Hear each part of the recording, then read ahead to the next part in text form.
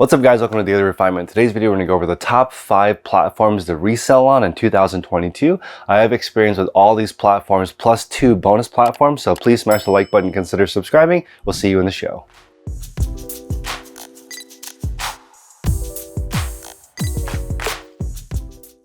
Before we get into actually the top 5 resale platforms, I want to explain the difference between retailing and reselling. So retailing, in my opinion, is when you sell something for the very first time. This episode is about items that are being sold for the second or third or 10th time. That's what reselling is. It means the item has been sold before. So in my experience, when I was on eBay, I averaged around $7,600 a day in sales before I was suspended. The reason why I was suspended is because I could not prove chain of custody for where my goods came from. That is one of the bigger issues in the reselling world, because most of the items you're going to get from garage sales, flea markets, thrift stores, or stuff that you have in your house. How you would get started on eBay is sell things around your house, use that money to reinvest in the new inventory to flip. That's how I recommend you start any of these reselling projects, is start with stuff around the house, get used to that, learn the profit margin, and then use that money to start flipping things one at a time to get used to it. So on eBay, finding the chain of custody for where the items come from is always a challenge, because most of the items sold on eBay are pre-owned. Now, I recommend if you're going to sell sneakers, I focused on selling sneakers that I could send through the authentication program, because if you get suspended for selling counterfeits, that's actually a huge problem for me. I know, or I think I know, the reason why I was suspended is actually on the managed payments side. In taking that much volume worth of sneakers and not having proof of custody is an issue, because banks, like internal processors like eBay uses the company Adyen, they don't like this much stuff coming in without proof of where it's coming from. So when you sell big collections like me, most of the shoes that I sell are from large collections. That's why when you watch my auctions, it's almost always one size. So running shoes like this can be dangerous, in my opinion, once you start getting over $100,000 a month in sales. But before that, I find eBay, really there are no issues. I've been talking about eBay full-time on YouTube for about 5 years now, and people who are under $100,000 a month rarely get suspended unless they're selling fakes or other illegal stuff on the platform. If you're selling stuff that you legitimately got at a thrift store or from a supplier with a regular invoice, usually there is no issue. Now, the brand itself can reach out and say, you can't sell this. So I've made plenty of videos on Veros, and Veros are verified right owner products where the brand does not want you reselling their stuff. And this is pretty obvious. We'll go into the retail side a little bit later in this video, but if you have a product, you want to make sure that you guard the intellectual property. So if you have a product and you're really trying to protect the IP, like a brand like Velcro, Velcro is a name brand for the hook and loop closure. And they spent millions of dollars protecting this technology and the IP. In fact, they've done such a good job that people associate this type of clasp as a Velcro clasp, even though it's hook and loop. So they protected that word, Velcro, so you can't use it. So as a reseller, you need to make sure that you understand the rules with the retailer. Velcro sells this enclosure method, and in order to use it, you actually need permission from them. You can become an authorized reseller, meaning you are allowed to sell that specific product. One example of that that's in every single city is you'll see an offshoot of an Apple store like iFixYourMac or something. They may be an authorized dealer for Apple products or Apple chargers or Apple cases, because they have written permission from the brand to do that. So in the resale world, it's really important to understand, you start around the house, start picking and choosing which lane that you want to sell in. And from my understanding of the platform, people who sell less than 50 items a day really have nothing to worry about. So the first 2 platforms I want to talk about are the 2 biggest platforms for reselling. Number 1 and number 2 are Amazon and eBay. I think they make up more than half of all e-commerce done online is just these 2 websites. Now, I'm going to give you guys some ideas on how to sell on both platforms. I recommend start with selling things around the house. Everyone is ungated in selling used books on Amazon. I personally still sell 2 products on Amazon. So books is a great category to get started. Helps you understand your margins, and there are very, very few restrictions in the book category, although some textbooks are highly counterfeited. And back in that original series I talked about before this section, those brands that make textbooks might come after you if you're selling too many of a specific book, or you have a book that you're not supposed to. So start around the house, Figure out if you can sell it on Amazon or on eBay, and then just start listing. These two platforms are great because they're the two largest platforms for resale, and if you hear people who are full-time on one of these platforms, you never hear about them cross-listing. You guys know that I don't recommend cross-listing, and it's because if you are good at one platform, when you take the time away from that platform, you're actually preventing yourself from being successful, because you need that energy to be successful on eBay and Amazon. Rarely do people, actually I've never seen it. I've never seen somebody earn a six-figure income on both in the resale market. You either pick one or the other, because it takes so much time to become a master at one that you really need to focus. So start around the house to develop your niche. I call people who sell everything sellers, and there's nothing wrong with that, especially if you're selling under $30,000 a month. So $400,000 a year, I think, is sort of the threshold of an everything seller. You can sell literally anything. You start with your backpack, your wallet, your cell phone, some extra keys to your car. Everything has a value on eBay for the most part, especially if it's branded. If it has a major brand like Toyota, Sony, Samsung, Nike, these types of things people are looking for, and are looking for a better deal on eBay. So in my opinion, you can sell up to 50 random items a day, and that's an everything seller, and that's perfectly fine.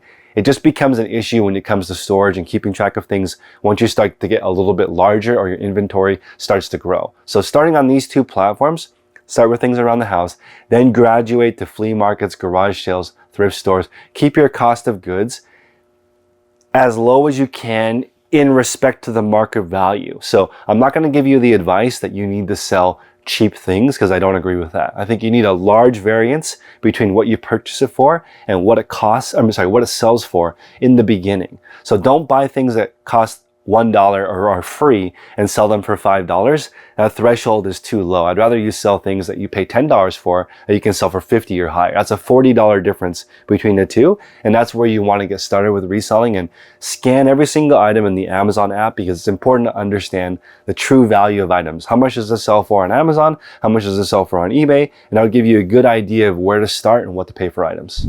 Number 3 is Facebook Marketplace, and it will be the platform that I shift my store onto. So I was thinking about doing Poshmark or Mercari, but they don't have the traffic that I'm looking for. So I'm actually going to build a resale shop on Facebook. Facebook is interesting because you should integrate local pickup, because on Facebook Marketplace, at least when I'm shopping, I like to look in my area. So it's going to be more advantageous if you do Facebook Marketplace in a denser area. So where I live, I could buy and sell on the same platform, literally anything. I think one advantage to a lot of resellers is on Facebook Marketplace, you can use local pickup for furniture.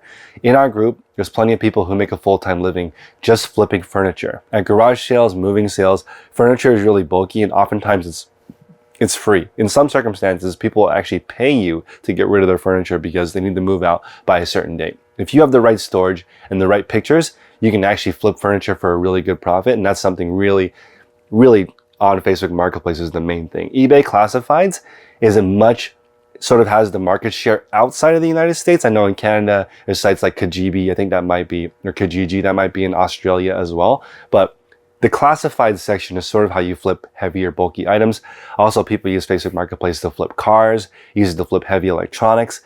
It's nice meeting somebody at the local bank or the local police station, meeting up with them, seeing them face to face.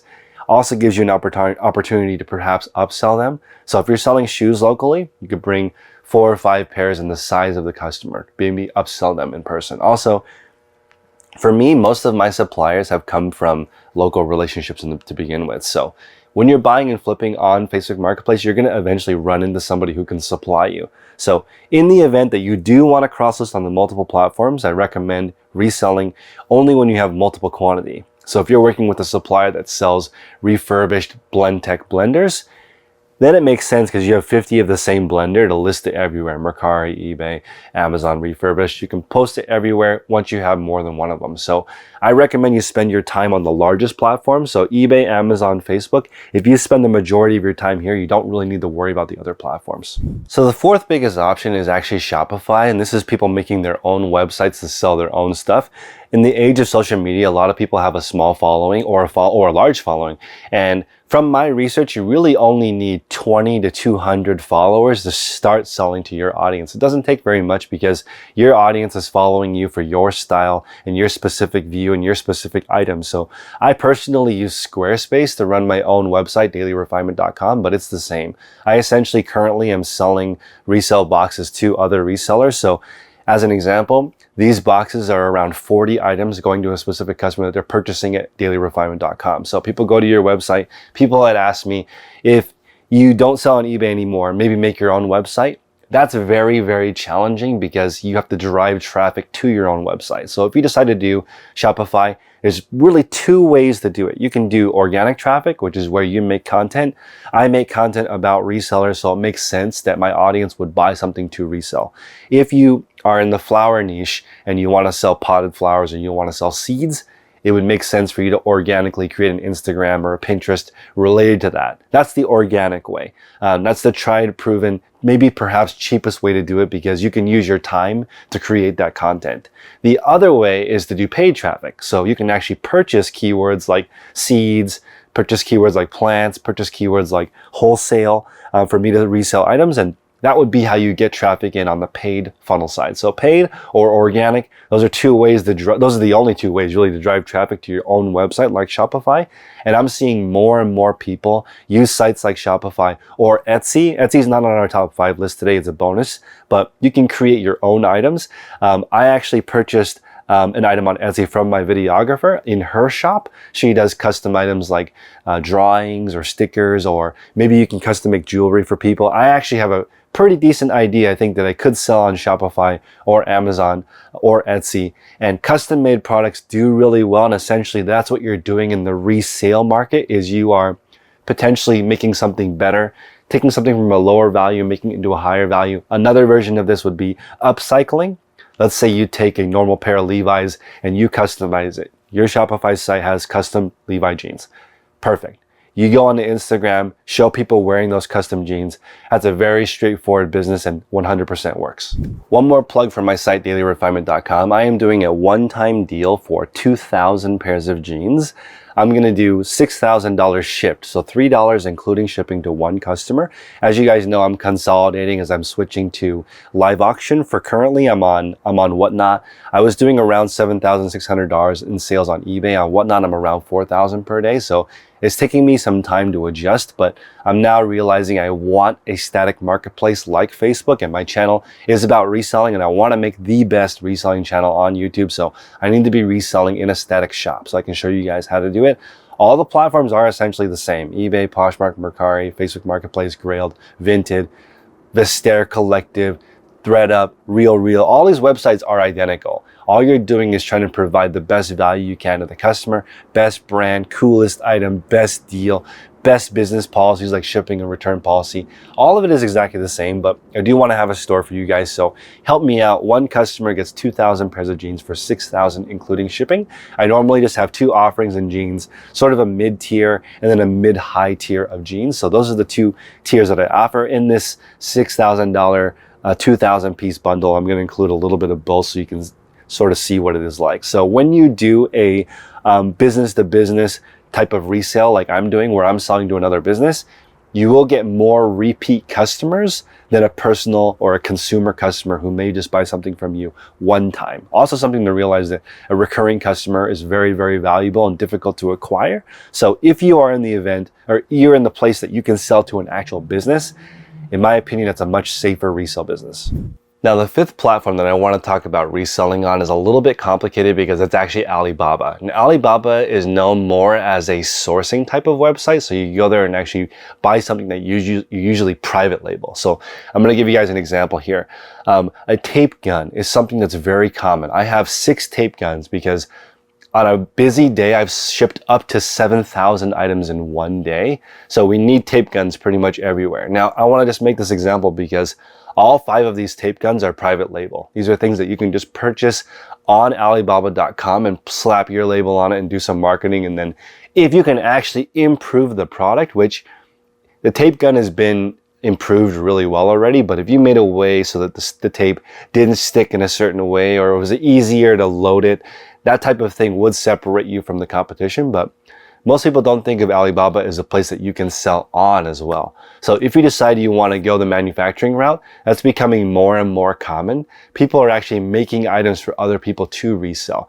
I've seen a few examples of this where essentially you make your own product and then you attend trade shows and fairs and maybe you go door to door, business to business, and actually sell your products. So I've seen Alibaba used to source products directly to resell and to buy components to make items that you can resell to businesses as well. So for me personally, I would much rather sell to a business than a person because I might get the chance of a repeat order. And in the end, you really only need 1 or 2 really good business customers to finance your entire business. But Alibaba is tricky. What I would recommend is you order 1 tape gun or a few tape guns from all the major tape gun manufacturers, because there's probably only 3 or 4 of them, I would guess, because when you go to a really high level in any category, you'll find out that only 3 or 4 people make everything.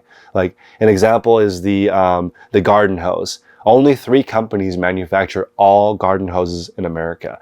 Elevators. Only 4 companies in America produce 95% of elevators. So when you start looking at who does the business and you do the true sourcing, you figure out where the items originally come from, the source. That's really going to help you with reselling, because for me personally, I know where all the items that I resell come from, so I can go directly to the source. If I'm buying a collection of shoes, I'm only targeting people with a lot of shoes that they are constantly going through and wearing, and they need space in their closet, so they're moving stuff out, or they need quick money. Mostly it's space and they need a little extra money. That's why I'm buying collections. But on reselling clothing, that stuff, where it comes from, the sources, people who buy new clothing and then donate it. So you've seen companies go directly to the person, like The Real, saying, hey, your luxury items, we'll come to your house and pick them up and resell them for you. You'll have people who donate them to a thrift store, and then us as resellers in turn go to the thrift store to get it, or maybe a garage sale, or maybe the flea market, or all these different ways of acquiring inventory come from really just thinking about where did this item come from. So I hope that was useful, guys. Join our Patreon at patreon.com/resellers podcast if you want more in-depth one-on-one or group help. We've been coaching over 2,000 people now for almost 2 years, so join that group. If you have any questions, you can also email me at chris@dailyrefinement.com. Take care.